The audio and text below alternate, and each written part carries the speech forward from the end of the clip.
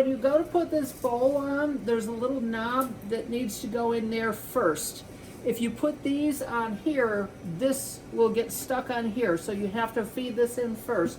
And get in the habit of holding the bowl by the rim instead of by these, because if you hold it here and you go to put those on and you miss, you can pinch your hands really badly with the weight of this bowl.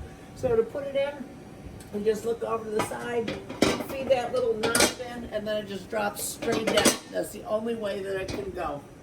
It's just in with the back knob and then just drop it straight down and hold it right here.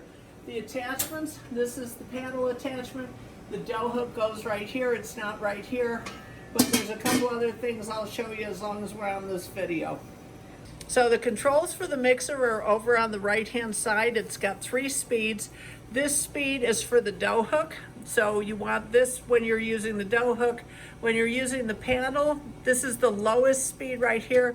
The paddle is the 2nd speed, and up at the top, that's the whip attachment. And this thing goes like 90 miles an hour when you have it up there. So the only thing you would use this for is like whipping up egg whites, and that's the only thing.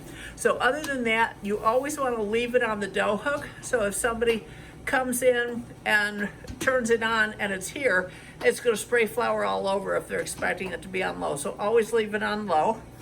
And the way that you put the attachment on, there's a pin. The pin is right there right now, and there's a groove right here. So let's see if we can do this. Just lift this up until the pin goes into that slot, and then turn around and down, so the pin is now right there. Take it off, lift it up, and turn and come down. It should go on really easily, just like that. There's no way to force it.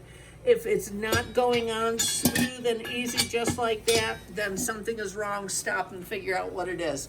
In order to use it, once you get the paddle on, you see how much extra room there is right there. You have to remember to lift the bowl up like this. And this is opposite of the KitchenAid, because you lift the bowl like this, and on the KitchenAid, you go backwards with it. And on this one, you go forwards with it. So once you have it all set, this is the on-off switch, and this is the timer.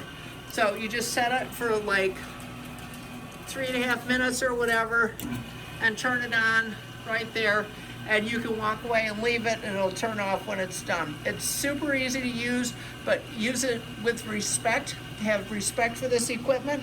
It's a 2 horsepower motor. It will rip your arm off and break it in 3 places before you can get away from it. So don't reach in there when the paddle is going. Don't wear long sleeves or watches or jewelry or anything that could catch on anything. Make sure that it's turned off before you stick your hand in there. So just treat it with respect, and it will respect you back, and it won't hurt you. So that's how the whole thing works. So only 2 ways to shut it off. One is right here, and the other is with the timer. Those are the 2 ways to shut it off. So that's how the mixer works.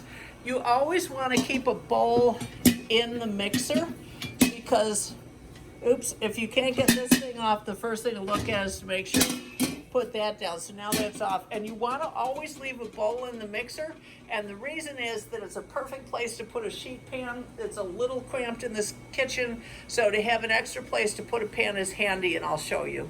So when you're panning bagels or anything else that you might be doing and you don't have an awful lot of sheet room space, you can put a sheet room pan right on there. It'll sit right there, and it can have bagels on it or other low things, and it's just a little extra room to put stuff. So always have the bowl there, so if you need room to put a sheet pan, you've got it. That's all there is to it. Thanks for your attention. Good luck and happy mixing.